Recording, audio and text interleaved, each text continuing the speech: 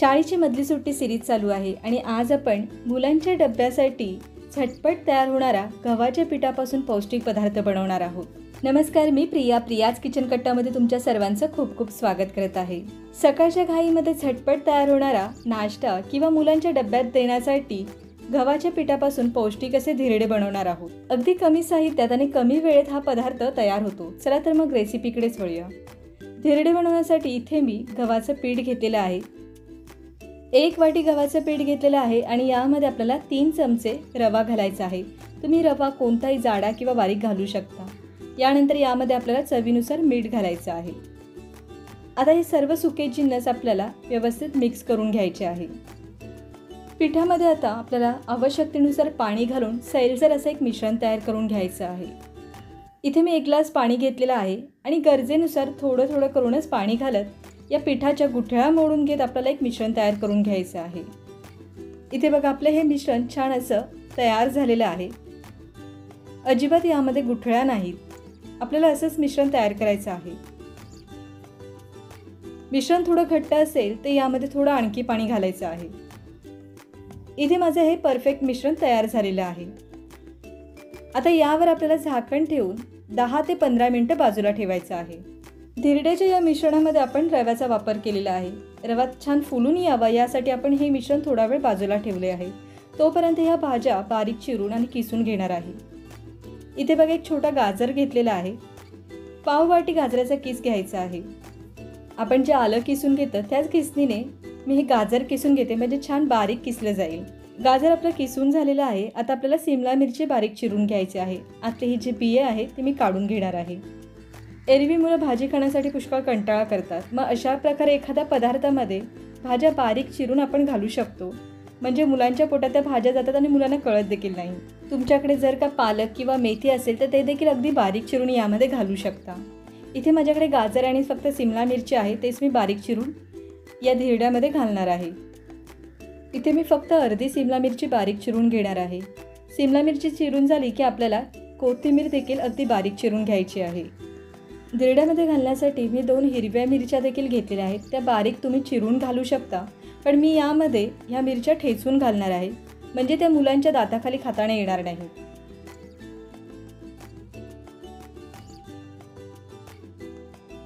आता धिरडे बनवण्यासाठी लागणाऱ्या सर्व भाज्या आपल्या चिरून देखील झालेल्या आहेत आणि इथे आपण जो ठेचा तयार करणार होतो हिरव्या मिरचीचा, तो देखील तयार केलेला आहे. आता काय करायचं आहे आपल्याला, आपण जे मिश्रण धिरड्यासाठी लागणारं बाजूला ठेवलेलं आहे 10 ते 15 मिनटं, पुन्हा एकदा मिक्स करून घ्यायचं आहे. आणि आता यामध्ये आपल्याला काही पावडर मसाले घालायचे आहे. सगळ्यात पहिले यामध्ये अगदी चिमूटभर हळद घातलेली आहे. यानंतर आपल्याला लाल तिखट घालायचं आहे. थोडं जिरं घालणार आहे आणि ओवा घेतलेला आहे. ओवा आपल्याला हातावर छान असं चुरून घ्यायचा आहे. यानंतर आपण जो मिरचीचा ठेचा केलेला आहे तो घालायचा आहे आणि बारीक चिरून घेतलेली सिमला मिरची, किसून घेतलेला गाजर आणि कोथिंबीर यामध्ये व्यवस्थित मिक्स करून घ्यायचं आहे.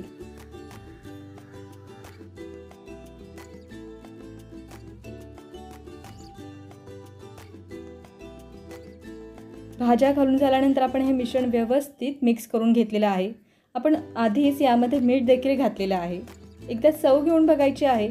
मीठ घालण्याची गरज लागली तर यामध्ये आत्ताच मीठ घालायचं आहे. मिश्रण थोडे घट्ट झाले होते म्हणून यामध्ये मी आणखी थोडे पाणी घातलेले आहे. धिरड्याचे हे जे मिश्रण आहे, मी 1 वाटी गव्हाचं पीठ घेतलेलं होतं. यासाठी मी 3 ते 3.5 वाटी पाणी घातलेलं आहे. पाण्याचं प्रमाण हे कमी अधिक होऊ शकतं.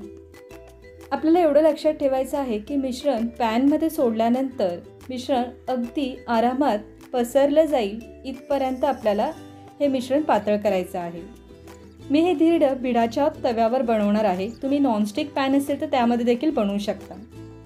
बीड छान तापल्यानंतर याला व्यवस्थित तेल लावून घ्यायचं आहे आणि त्यानंतर आपल्याला यामध्ये हे बघा अशा प्रकारे हे मिश्रण सोडायचं आहे. नॉनस्टिक पॅनवर किंवा बिडाच्या तव्यावर धिरड्याचे मिश्रण किंवा घावण्याचे मिश्रण कधीही सोडताना सुरुवातीला बाहेरच्या बाजूने सुरुवात करायची आहे, त्यानंतरच आतली बाजू भरून घ्यायची आहे. धिरड्याचे मिश्रण मी छान तव्यावर पसरून घेतल्यानंतर आता वरून हलकेसे तेल सोडलेले आहे. आता काय करायचं आहे, वर झाकण ठेवायचं आहे अगदी 30 सेकंदासाठी. गॅसची फ्लेम आपल्याला आता कमी करायची आहे. 30 सेकंद झाली आहे. मी झाकण काढत आहे. वरची बाजू बघा पूर्णपणे सुकलेली आहे. आता काय करायचं आहे, याच्या कडा आपल्याला सोडवायच्या आहेत. सर्व बाजूने व्यवस्थित धिरडं शेकलं पाहिजे. तव्याची जी मधली बाजू आहे ती पटकन गरम होते, त्यामुळे लगेच शेकली जाते. त्या मानाने कडेकडच्या ज्या बाजू आहेत त्या शेकायला वेळ लागतो. आता धिरड्यांना मी परतून घेतलेलं आहे आणि वरची बाजू देखील व्यवस्थित शेकून घेतलेली आहे. दोन्ही बाजूने धिरडं व्यवस्थित शेकल्यानंतर आपल्याला काढून घ्यायचं आहे. बघा मस्त दिसत आहे धिरडं. पुन्हा आपल्याला हे मिश्रण व्यवस्थित मिक्स करून घ्यायचं आहे. ज्या ज्या वेळेला तुम्ही धिरडं तव्यावर सोडाल त्या त्या वेळेला मिश्रण व्यवस्थित मिक्स करून घ्यायचं आहे. तवा व्यवस्थित गरम झाल्यानंतरच आपल्याला तेल लावायचं आहे आणि त्यावर आपल्याला धिरड्याचं हे मिश्रण सोडायचं आहे. वरून थोडं तेल सोडलं आहे आणि त्यावर झाकण ठेवून आता 30 सेकंदासाठी आपण वाफवून घेतलेलं आहे. बघा 30 सेकंदानंतर मी झाकण काढलेलं आहे. आपलं हे दुसरा धिरडा देखील छान असं तयार केलेलं आहे आपण. बघा हलकं असं आपल्याला हे सोडवून घ्यायचं आहे.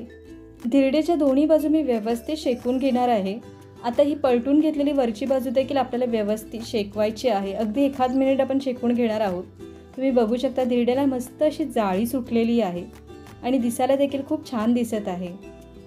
काहींना असं वाटेल देखील की यामध्ये भाज्या चिरून किसून वगैरे टाकायच्या आहे, तर त्यामध्ये देखील वेळ जातोच की. पण काय माहिती आहे, भाज्या जर रात्रीच जर तुम्ही चिरून ठेवलात किंवा किसून ठेवलात तर तुमचा तेवढा वेळ वाचला जाईल आणि धिरडे आणखी पटकन होईल. इथे मी तव्याच्या हिशोबाने धिरडे घातलेले आहेत. तुम्हाला हवं असल्यास लहान आकाराचे देखील धिरडे बनवून देऊ शकता. मुलांचं कसं असतं की असं काही वेगळं दिलं की ते फार आनंदाने आणि तितक्याच आवडीने देखील खातात. मुलं टिफिनला भाजी पोळी खाण्यासाठी जर कंटाळा करत असतील तर त्यांच्यासाठी हा देखील एक छान असा पर्याय आहे. तुम्हाला माझी आजची ही गव्हाच्या पिठाच्या धिरड्याची रेसिपी कशी वाटली हे मला नक्की कमेंट्सद्वारे कळवा आणि या रेसिपीला एक लाईक नक्की करा. आणि अशाच नवीन नवीन रेसिपी बघण्यासाठी प्रियाज किचन कट्टाला सबस्क्राईब करा आणि बाजूला जे बेल आयकॉन आहे त्यावर क्लिक देखील करा. नमस्कार.